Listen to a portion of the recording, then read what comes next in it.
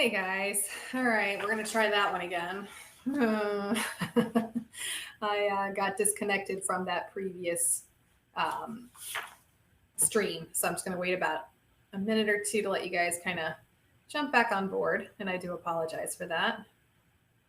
I don't know. I have a gremlin in my computer, so good times. All right, so this is part 2 of tonight's talk. I see some of you guys jumping back on board. I appreciate that. Thank you.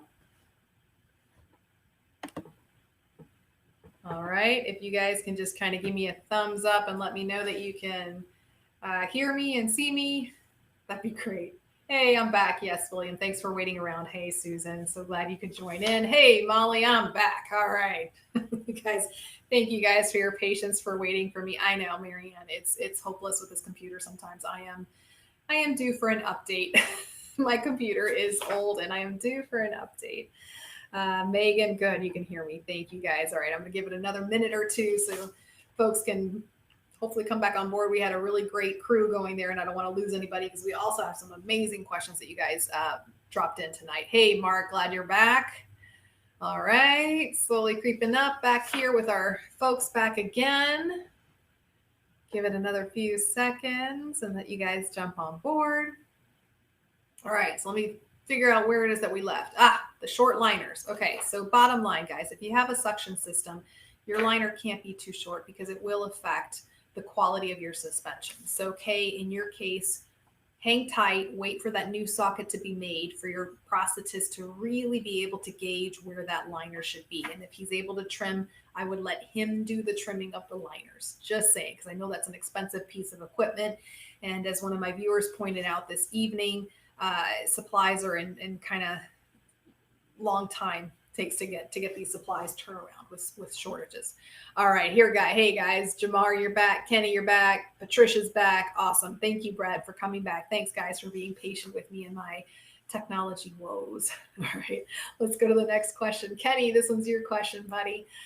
Kenny says, what are your thoughts on a suction socket versus a pin lock? I have the below the knee suction now. And the prosthetist is talking about switching to pin lock, pros and cons. So, Kenny, I kind of wasn't able to ask you a follow-up question, but what reasoning did your prosthetist give you for wanting to switch you from a suction to a pin lock? Can you throw that into the comments section for me? So, guys, the basics, so with the pin lock, it's exactly that. There's a little pin, sometimes it's called a shuttle lock.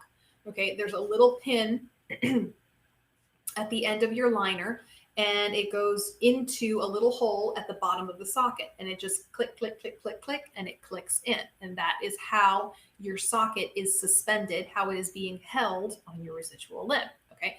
With the suction socket, there's no pin, right?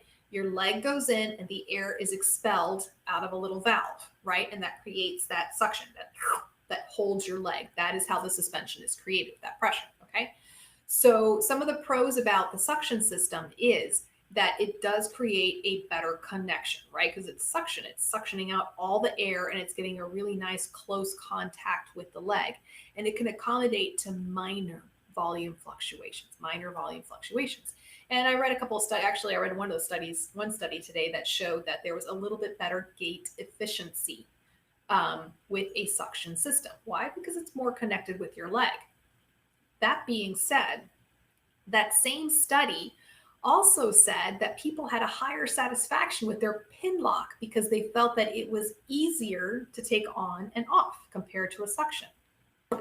So some of the cons of having a suction system is that it does require a little bit more effort to put it on correctly, right? You need a little bit more strength, a little more dexterity sometimes. Okay. And that it only accommodates to minor volume fluctuations. So if you're someone who's constantly going up and down with the volume of your residual limb, may or may not be a good fit for you. Okay. Now, going to the pin lock suspension, right? So it's a suspension system that I see on a lot of my newer amputees, because the only thing they have to do, right, is don that liner properly and get the little pin into the little hole.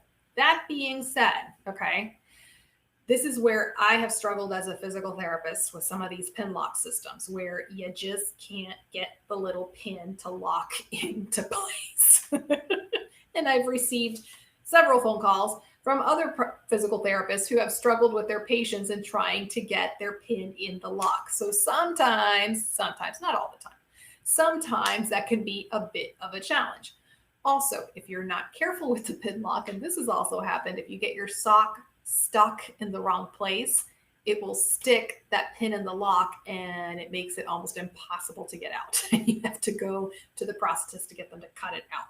So that's happened to a patient of mine or two over the years. And that's just, The other thing with the pin lock system that can become a problem is if it's pistoning. Okay. So basically your limb is moving in and out of the socket. Okay. And that's because you're just being held in by a pin. So it's not a full contact as it would be with a suction system. So again, it's really having that conversation with your prosthetist, taking a look at the kind of residual limb you have, how your residual limb changes from day to day or doesn't change. And that can also help determine, what kind of a system works. So for example, some of my runner athletes, they might use a suction system for their everyday walking leg, but when it comes to actual running, they need that pin lock to get that additional suspension in there, along with a suspension sleeve, okay? Yes, suction is different from an elevated vacuum. Elevated vacuum to me is like suction on steroids. Okay, it's like right. It's a system that creates that suction in there, that vacuum in there.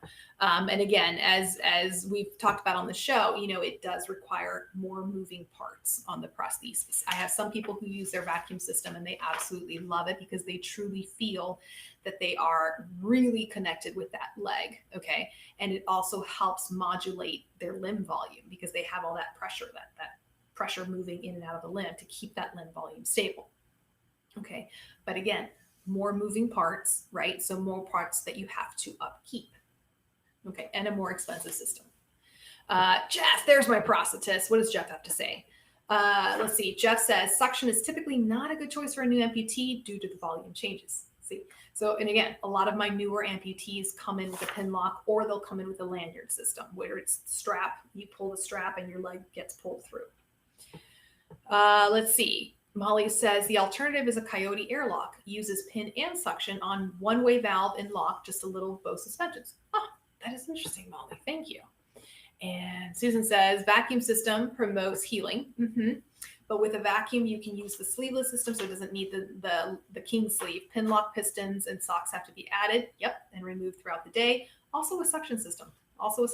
Susan. Some of my patients with suction will use a couple of socks here and there. Usually not, but they sometimes also use socks, Susan. Let's see. So William says, I've had suction since day one, same socket for 17 months, no real volume changes. And again, William, in your case, it could be that your prosthetist was able to see that you were not going to be maybe an individual who had a lot of volume changes, and maybe that's why they assigned you the suction system at the beginning. Okay. All right, next question. Here was an interesting one. This one's from Teresa. Teresa, I know you were on earlier this evening, so hopefully you're still on there listening in. Teresa says, I plan on asking my prosthetist, but I wanted your feedback. My personal trainer wanted me to do standing wall marches. Okay, so that means facing a wall, hands on the wall, and bend the knees like you're marching, if you follow what I mean. So that said, my prosthesis won't bend at the knee when bringing it up like it does on my sound side. And when my leg is in walking mode, right, I know if I put it in bike mode, it will swing easily because it'll basically just release the friction, but it's not safe to do that while you're marching. So should I ask my leg gal to change the settings? I think my personal trainer wants me to do marching to get my hip and pelvis used to this kind of movement because I was not able to use my hip and pelvis normally because of a fused knee and non-working foot. Okay, a lot of stuff in this question, but here, let me tackle this in a couple of different ways. Okay, when you have that knee, that mechanical knee or microprocessor knee, and you try to bend it up and down in a marching, in a marching pattern, it's not going to work as well. And I've tried it. I've kind of tinkered over the years with just asking patients to do certain movements just to see, what happens when you do this movement. Okay, that's not really how the knee was designed to work. Okay, to go up. Now, if your personal trainer is doing this to help you increase the movement of your hip and pelvis, that's not necessarily the approach that I would take. Okay. This is where going back to your foundations of gait training. Okay. And again, Teresa, this is where the physical therapist that you're working with, being in contact with your personal trainer, might be able to develop a few exercises that are a bit more specific to your needs in this regard. Okay. So in your case, Teresa, if you're learning how to use your hip and your pelvis, putting yourself into the gait foundation exercises, and I've covered a few of those throughout the videos that I do, and they're all on YouTube. Okay. So learning again how to put the weight through the prosthesis, right? And how to progress that weight forward, Teresa. So how to learn how to do that toe load nice and properly, because when you do that toe load, right, it puts you in a great position of trailing the leg back so that when you release the leg into swing, it'll just nicely go into swing. Okay. And it'll nicely bend that knee for you. Okay. But again, it's actually working in stance that will help you achieve this. Okay. Standing wall marches, not going to really do it. Not going to really do it. Okay. So let's see. Here we go. There you are, Teresa. Okay, good. So hopefully you heard that answer. Okay. So Teresa, go back to some of my videos on YouTube. Also Mission Gait. Okay. Mission Gait has some fantastic gait training videos there. And they have a beautiful gait training video with an above the knee young lady. And the therapist, David Lawrence, walks through how to progress. Okay, so I think that would be a really great video for you to watch, Teresa. Okay. Thank you, Jeff.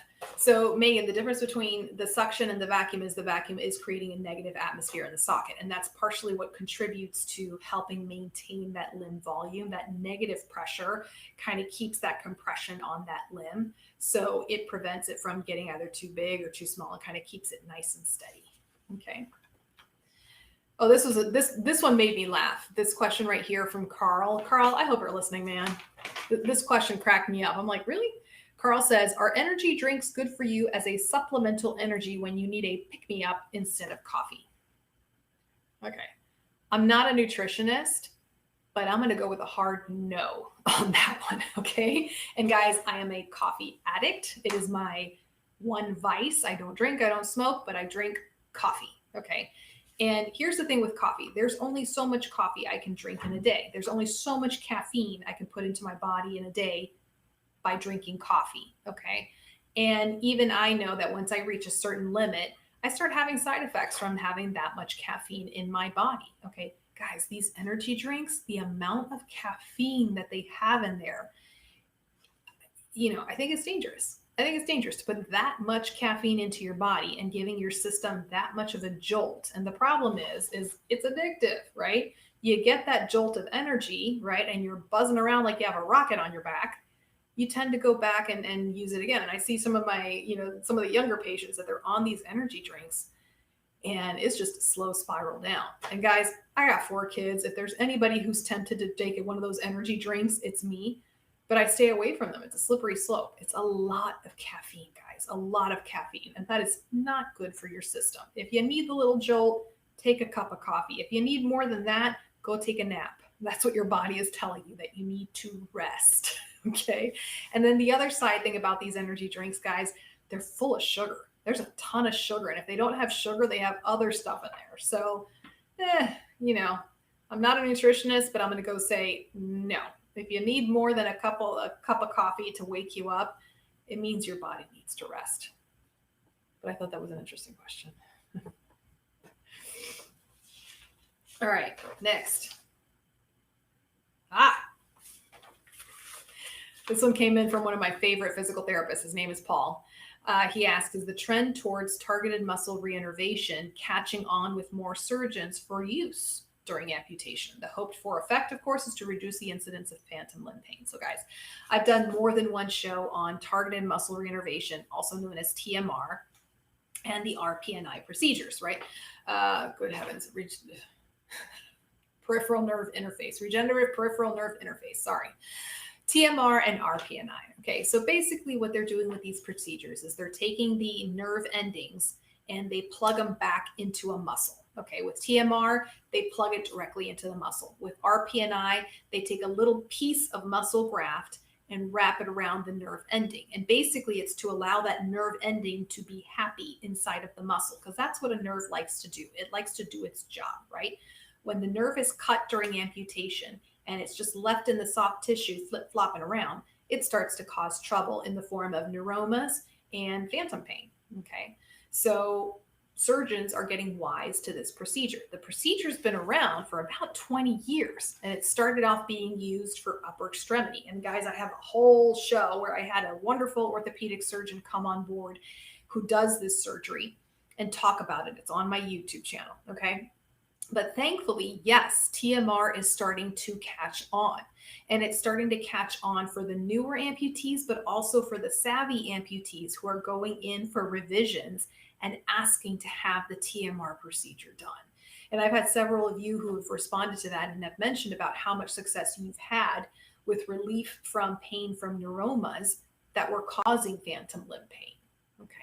So this is one of those surgical procedures that if you know you're going to have an amputation, you know that it's coming. It wasn't like, it's not traumatic. Mainly you have time to prepare a little bit, or you're having a revision done.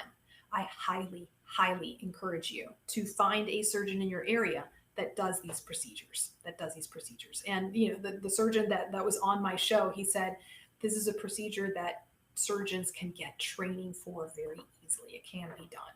Okay. So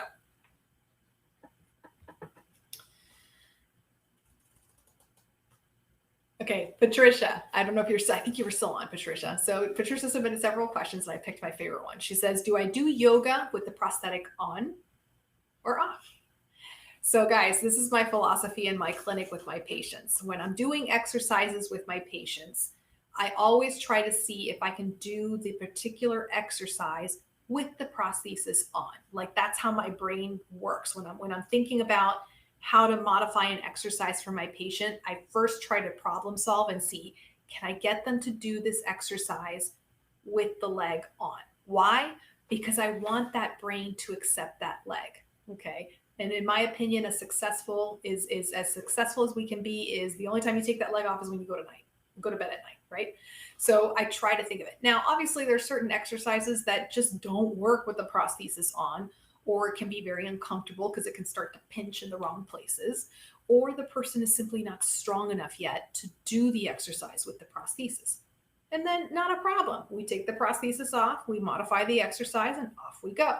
When it comes to yoga, I would take the same approach, especially if you're a below the knee amputee. For my above the knee amputees, I can see we're doing yoga with the prosthesis on. Really it's going to interfere more than it's going to help. Okay. But with my below the knee amputees, I would encourage you, try it with the prosthesis on, see how your body reacts to it. Cause it's allowing you, again, to be able to balance on two legs, right? And to distribute your weight evenly between two legs. So if you can do it and it feels, it feels better that way, do it with the leg on. If it doesn't work, take the leg off and enjoy your yoga session. And I think there's a lovely lady on Facebook. I haven't met her yet. Marie, guys, help me out. Danzig, I think is her name, but I've seen her and she is an amputee herself and she teaches yoga. And then, oh golly, the other one, Zach, oh my gosh, I almost forgot.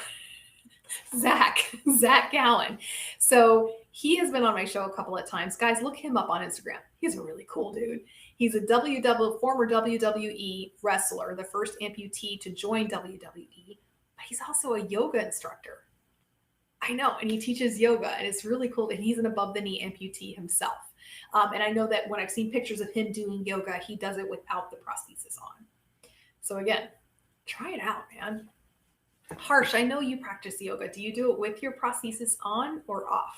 And as a below the knee amputee? So Harsh says it depends on which asana you are doing. Okay. Marianne says that's my PTA's idea as well. Wear them. And guys, see, Harsh says try the tree asana as much as you can with modifications. And again, guys, a lot of my patients, sometimes they're really hard on themselves and they say, I should be able to do it with my prosthesis on. Why can't I do this exercise? And it's like, guys, it's okay. We all have to modify our exercises for our bodies and for our fitness levels and for what we can and can't do. So if you can take your prosthesis off and do yoga beautifully, then do it. Okay. Try it out. Have fun with it. And I don't know enough about yoga to really be able to comment. Harsh, I really need to have you come on my show so that you can talk about yoga. All right. Let's see. This next question. Patrick. Oh my gosh, Patrick. Seriously. So Patrick is one of my physical therapists in New York. And he basically said, talk about ankle fusion rehab and the challenges on the non-residual limb. I'm like, dude, that's like a whole semester long course that we could do on that. All right, just playing. Thank you for submitting that question, Patrick. So ankle fusions, right? Some of you might actually have, is there anybody out there who has an ankle fusion? If you don't mind raising your hand in the comment section. So basically, guys, folks who have really severe arthritis, osteoarthritis, rheumatoid arthritis, they might find that their ankle joint is degrading. I'm looking here at Bob, and his ankle joints aren't very clearly defined, but he's got enough, excuse me, Bob, he's got enough of an ankle joint that we can kind of use him for an example. Okay, so when we're talking about the ankle, this is crazy. Okay, so when we're talking about the ankle joint, guys, we're talking about the tibio-talar joint. Okay, so that's just a fancy way of saying where your tibia, that shin bone, meets the talus, which is this big bone, right? In your feet, you have a ton of bones, right? And they all have movements within each other. As you can see, actually, Bob has an ankle fusion. If you look at his feet, these little bones here are all supposed to be separate, but they've been fused together. So he's an example of an ankle fusion, right? And then right underneath the talus, this bone right here, is your calcaneus, your heel, okay? So when it comes to an ankle fusion, guys, they might fuse the tibia with the talus, which is this top bone, and sometimes they might also fuse the talus, this top bone, to this bottom bone, calcaneus, okay? So basically the ankle fusion is encompassing this entire set right here, okay? And the reason why they do this is to stabilize the joint and basically to prevent pain, because when there's arthritis, that means the cartilage between those joints has been affected, the bone quality has been affected, and it's very painful, very painful. And usually this is one of those last resort surgeries because it is a pretty intense surgery and recovery process, okay? So the surgeon will go in, right? And they will kind of scrape out all the stuff that's just like, you know, cruddy and scrape out all the muck in there. And then they will fuse these bones together. Sometimes they'll just do one fusion. Sometimes they'll do a complete fusion, okay? And they'll do that with a series of metal screws. And they'll also maybe use a little bit of bone grafting, like bone glue, basically.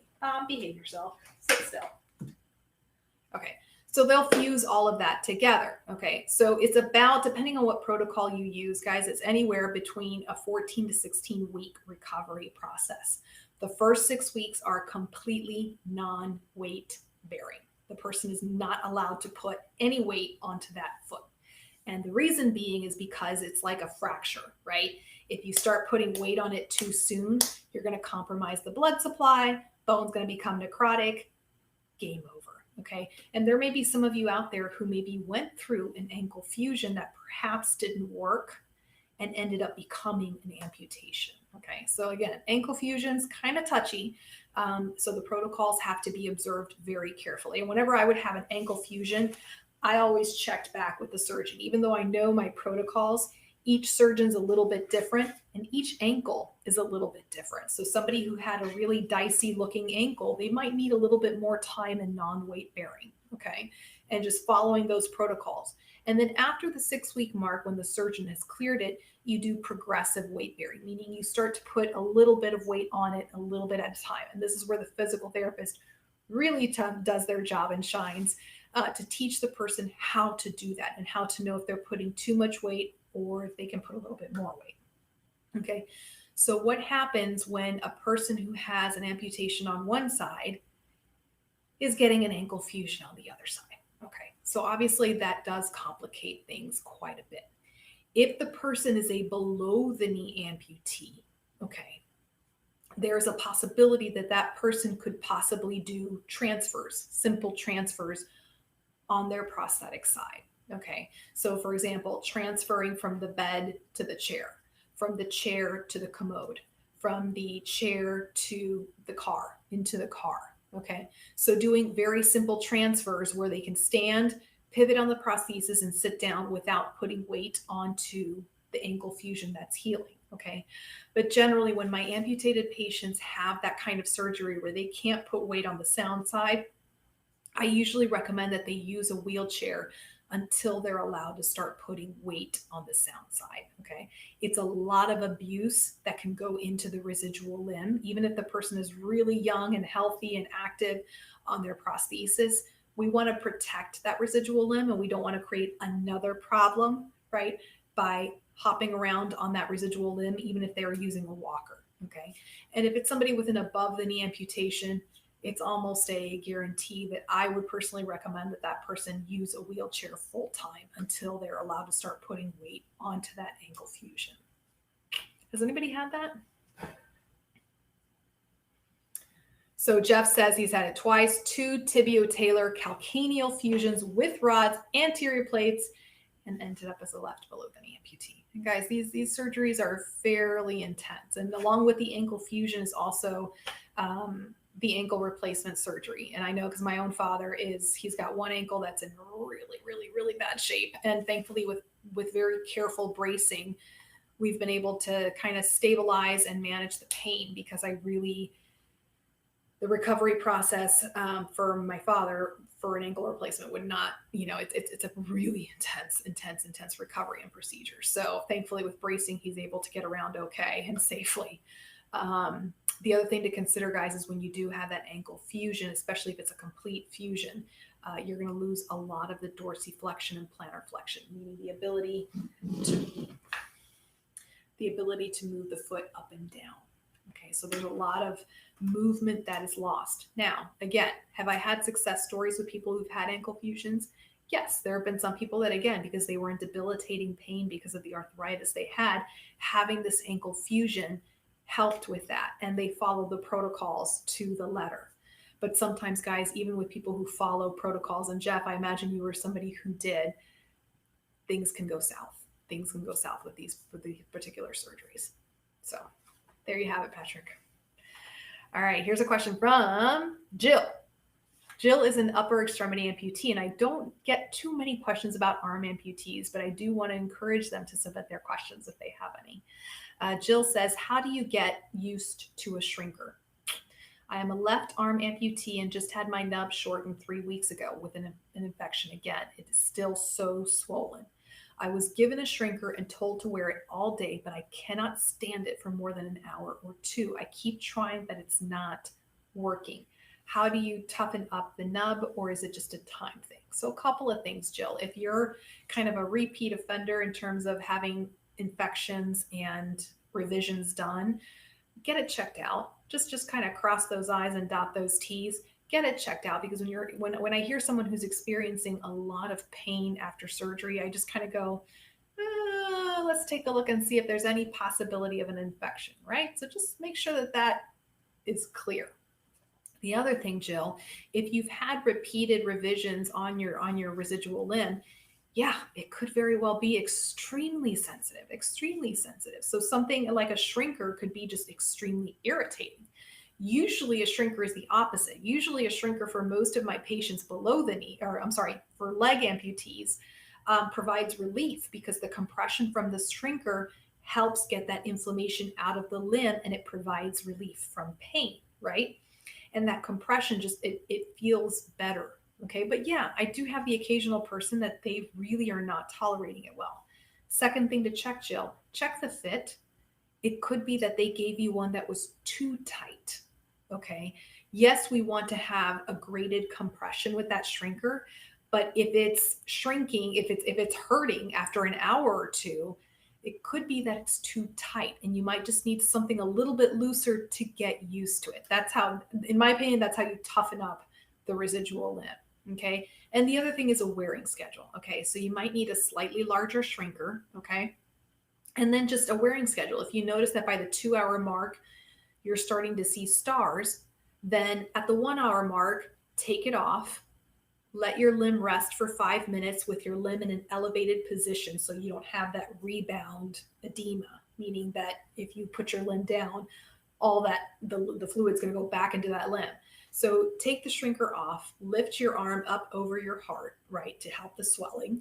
Give it a 5-minute break and then put the shrinker back on again. And try to do hour on, 5 minutes off, doing it that way, and just see if that helps. Last but not least, the ACE wrap solution. Now, here's the interesting thing. I can do an ACE wrap figure 8 wrapping beautifully on a below the knee and on an above the knee. Never tried one on an arm amputee, but I imagine that the mechanics are very similar. It's specialized wrapping that is done with an ACE wrap, okay, to help create compression. We've talked about this a couple of times on the show.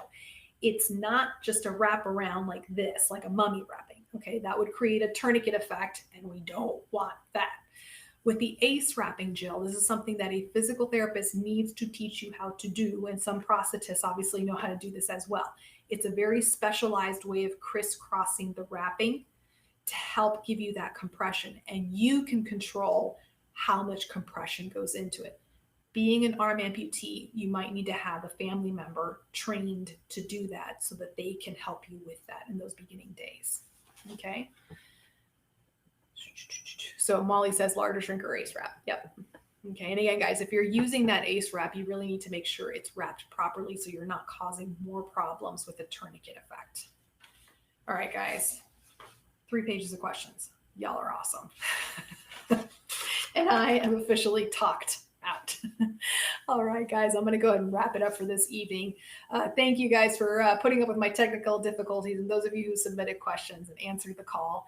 Thank you again. Without your questions, I can't do the show. So if I missed your question this evening, guys, or if you're watching the replay, please feel free to tag me, to email me. You can email me through my website. You can email me through the Facebook Messenger, and you can find me there. If you have time tonight, guys, I am trying to grow my Instagram platform. If you don't mind following me on Instagram, it's under Cosi Talks. Greatly, greatly appreciated. And check out my YouTube channel. Kind of proud of that.